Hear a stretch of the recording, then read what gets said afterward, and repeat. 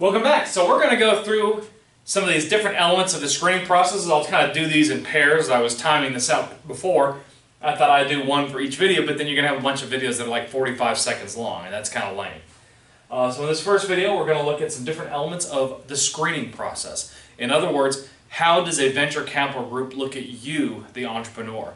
And we're going to look at some of the rational aspects and then some of the more subjective aspects of that process. Okay? So first we're going to talk about the executive summary and the team. Now the executive summary, that's part of your business plan. That's usually the last thing you write.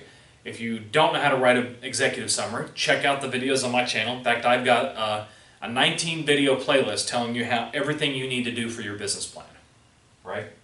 So the rational aspects. Okay, we've already talked about, the importance of making sure that whatever it is that you're trying to do fits with what the venture capital group is trying to do. And I always say be as honest as possible here because you want to make sure that you're a good fit for them and they're a good fit for you, right? Don't try to necessarily say what you think the venture capitalists want to hear because you may wind up getting into a relationship that's not going to be good for either of you. You also want to avoid immediate killer criteria, all right? Killer criteria are things like poor job of synthesizing information. You can read the executive summary, it's like, I have no idea what this idiot is trying to do. I'm not even going to read the rest of the business plan, I'm just going to throw it out, okay? So make sure that they know exactly what you're trying to do. You may have like this crazily, excessively complex business model that nobody can understand. That's going to be a killer criteria, right? Make sure that the business model is simple enough to be able to explain to an educated 12-year-old, okay? Then you can get into details that may be a little more complex and more technical. But the business model itself, you should be able to explain to an educated 12-year-old. And remember, educated 12-year-old. And then there can be just basic errors. Loads of typos, you don't want that. If you're talking about the venture capital company's name in your executive summary, make sure that you spell it correctly. That's also a buzzkill, right? So don't do anything dumb. Make sure that all of your team members have looked at it and give it to a friend outside of your organization for some friendly feedback. Okay, don't make dumb mistakes.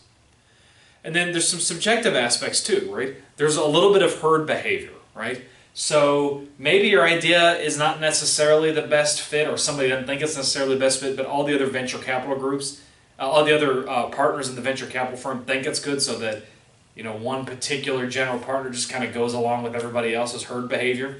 Or one general partner may think it's a great idea, but everybody else thinks it's a bad idea, and that person doesn't want to be that guy or that girl that says, no, this is a great idea, you all are wrong. That's herd behavior.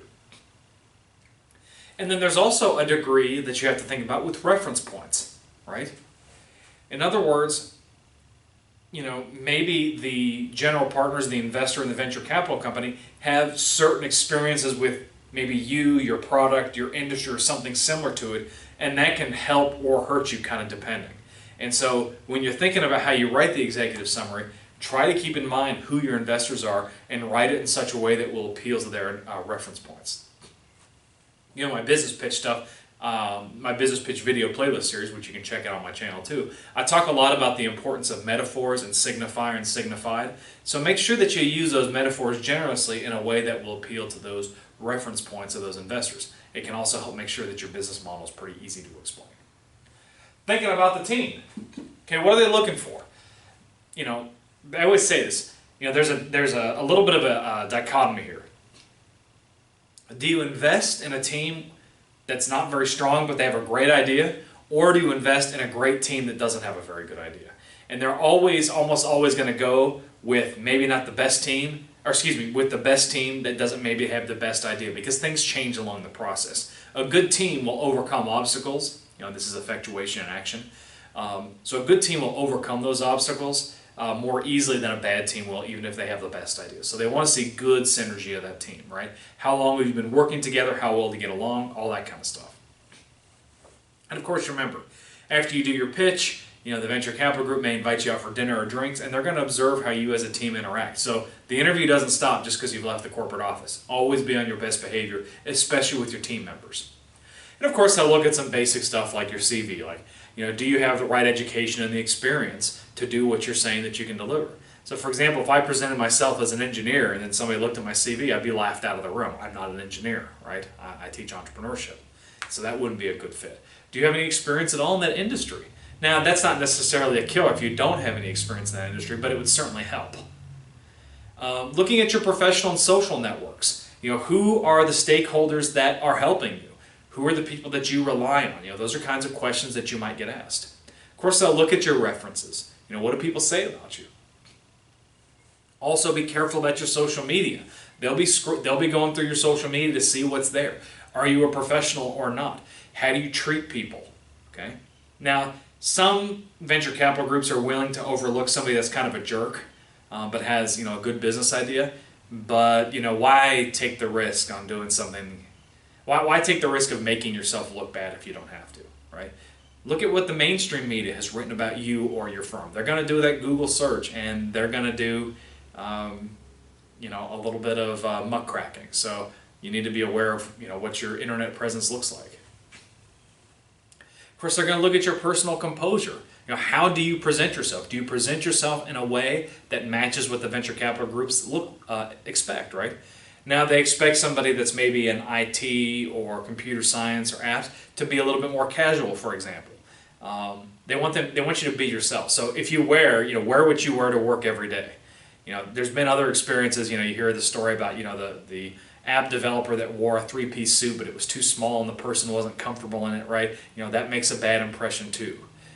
So you dress and carry yourself exactly the way that you normally would. Now, of course, within reason, right? Don't show up in your underwear or something like that. Yeah, you can make the argument that's how you work in your basement, but that's not the time to express yourself in that way. But be comfortable, dress the way that makes you feel the most powerful, the most comfortable. And of course, how do you communicate? Rehearse your presentations. Try to speak in the language and the jargon of the venture capital groups. And of course, there might be some confirmation bias, right? You may have a certain similar background to someone in a venture capital group, and that can work to your benefit as the entrepreneur. By the same token, people in venture capital groups are humans too. They may have certain biases against you based upon the way that you present yourself. So you want to try to be aware of that and act accordingly. So in our next video, we're going to talk about product and market and competition. As always, give me that thumbs up or a like. Make sure you hit that subscribe button, comment down below. And here's my question for my YouTube audience. Can you think of something that an entrepreneur could do that would really turn off a venture capitalist? Let me know in the comments below. I'll see you in the next video.